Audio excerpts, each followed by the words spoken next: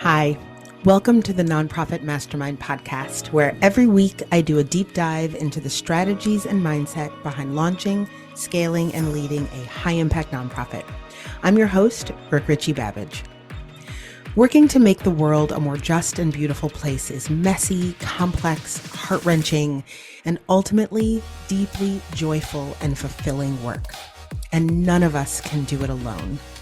That's why I started this podcast, this Mastermind community, to hold space for and share the learnings and the questions and the grapplings and the actual concrete strategies that allow us to move our social impact work forward together.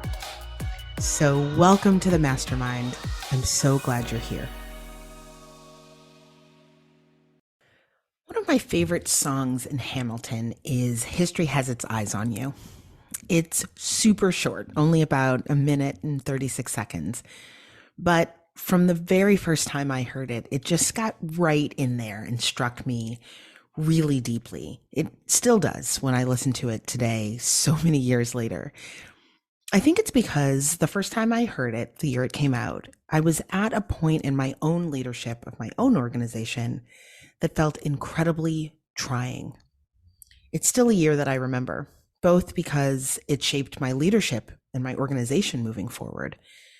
But I think more importantly, because a lot of what I learned that year, navigating some pretty harrowing leadership challenges, really transformed me on a deeper level, professionally and personally. I learned a lot about what it means to lead in a way that is sustainable. And I learned a lot about what it means to lead in a way that is mentally healthy. So I wanted to share my experience of this song and what I learned from it about leadership and about mental health this week in honor of Mental Health Week. So the year was 2015. We were having very real financial issues in my organization. Basically, we had run full steam ahead off of a funding cliff. A 5-year funding stream had ended, and I hadn't left enough runway to rebuild the gap that was created.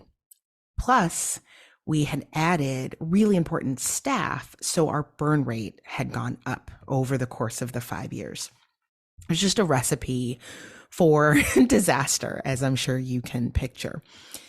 I still remember sitting in my office at 2 a.m. one morning that February and hitting send on an email to my sustainable sisterhood, who many of you have heard me talk about here on this podcast, my crew of 6 other women EDs that met regularly for all of the years of our leadership and that really helped to sustain one another and support one another and push one another and hold one another accountable in our own growth. So anyway, they were my sustainable sisterhood, and I emailed them one morning that February explaining that I wasn't sure how I was going to make payroll at the end of the month. And I remember the room. I remember feeling so heavy and alone sitting in that chair.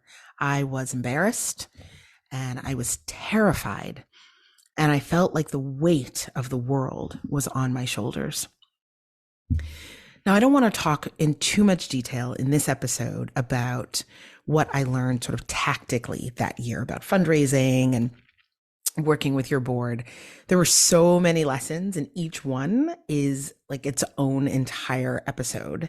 In fact, I am working on a special series about lessons that I learned in my years of leading and growing my organization and how you can avoid much of the pain that I experienced. The upshot is that it worked out. It worked out for me and my organization, and my organization actually got stronger and blossomed in the years to come, in large part because of the months that I struggled that year.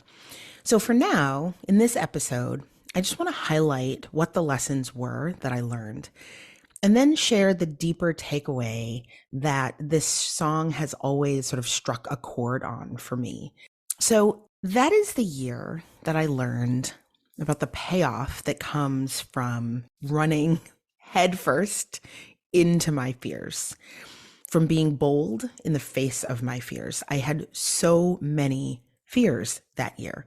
Fear of not being able to pay my team, fear of admitting to my board that there were so many things I did not know how to do, fear of going to existing funders and saying, hey, can we talk about upping your support because we actually need more than I was comfortable saying we needed. And now it's come back to bite me. So can we talk about that? That's the year that I learned about the power of having a crew, my sustainable sisterhood, and a coach, somebody that I could actually turn to who had been down the road and could say, yep, turn left and watch out for that dip in the road up there. It's the year that I learned how important it was to be intentional about identifying my own blind spots and then investing in my own skill development and my own development as a leader, not as an afterthought, but as an actual part of my job. I learned how to really trust my team so that I wasn't out on that proverbial limb by myself. I learned how to partner with my board, not in the textbook way that all of the workshops had taught me about, sort of, going to committee meetings and making sure that they got the monthly update, but in a deeper, truer sense. And it revolutionized both my board in terms of who I brought onto the board, how I partnered with them, and it changed how I showed up and how I continue to show up as a board member. So all of these lessons by themselves were transformative. But here's the thing about this song. And if you haven't heard it in a while, I recommend giving it a quick listen. Again, it's super short. The song isn't about the individual lessons learned over the course of George Washington. He's the one singing over the course of his career. Yes, he describes the absolute failure of his first command. He talks about leading his men into a massacre and witnessing them die. But what I took away was that he's talking about leadership itself. He's describing continuing to feel the weight of that failure, the weight of his missteps in strategic thinking and in leadership.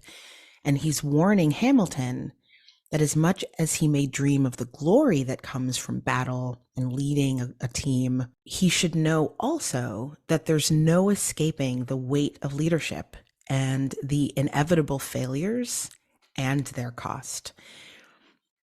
For me, that was such a powerful message.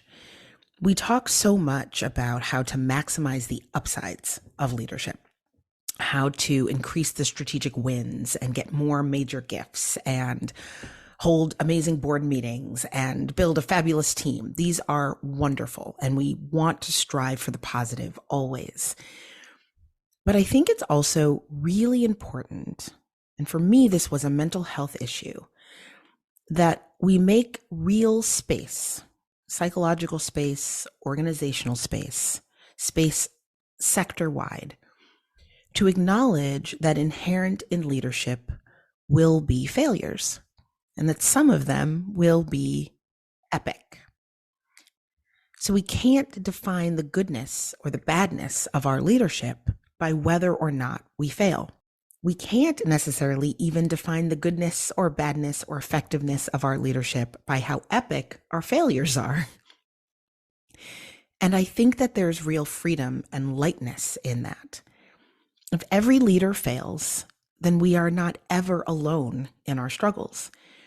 If that sense of feeling the weight of messing up is so common that it made it into this musical as a lesson from history, then I was not unique or alone in my situation, and you are not unique or alone in your situation.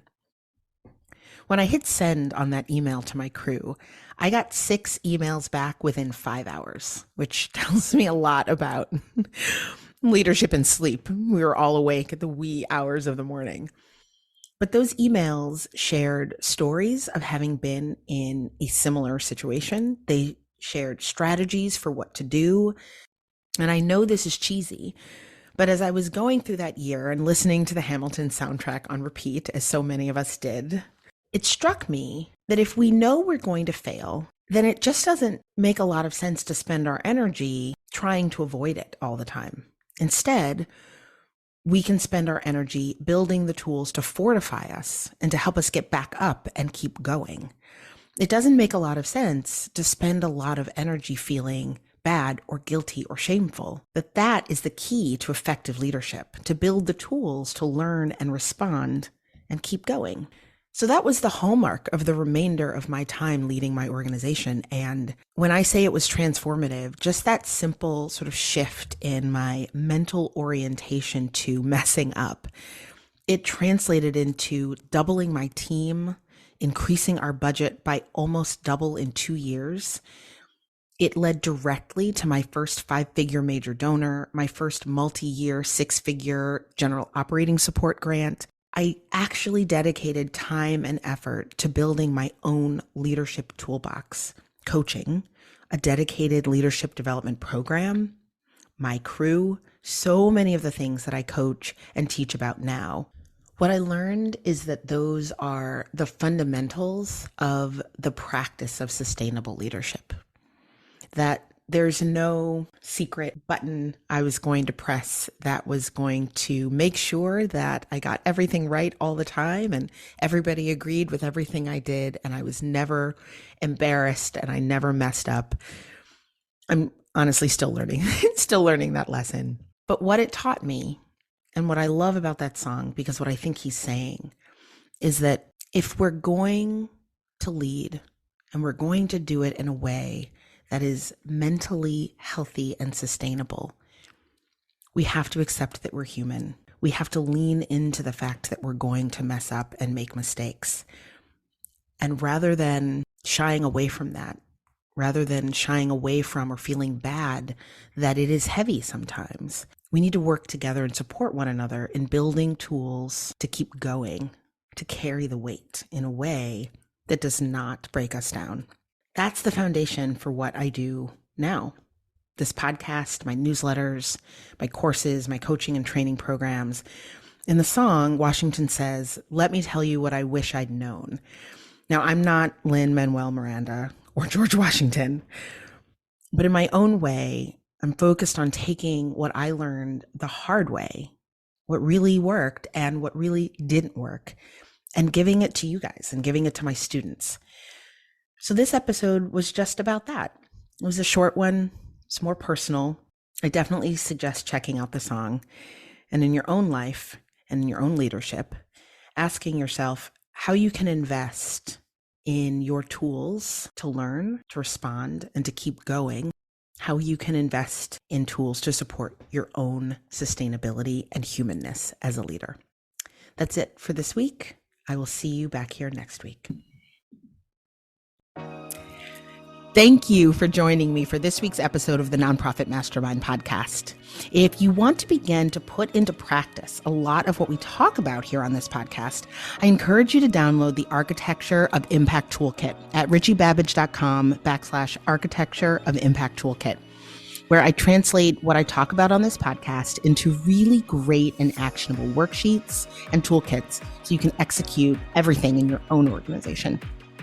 If you liked this podcast, I would also love for you to subscribe on Apple, Spotify, or wherever you listen to your podcasts. And if you think that what we talk about here could benefit another leader in your life, please share with your friends. Finally, if you'd like more leadership in your life, you can sign up for my weekly 5-minute read Leadership Forward 321 newsletter. I send articles, resources, and inspiration every week curated around a leadership theme to help you lead your nonprofit better. You can sign up at richie-babbage.com/leadership forward 321. That's it for this week. Thank you for joining me, and I'll see you back here next week for more Mastermind.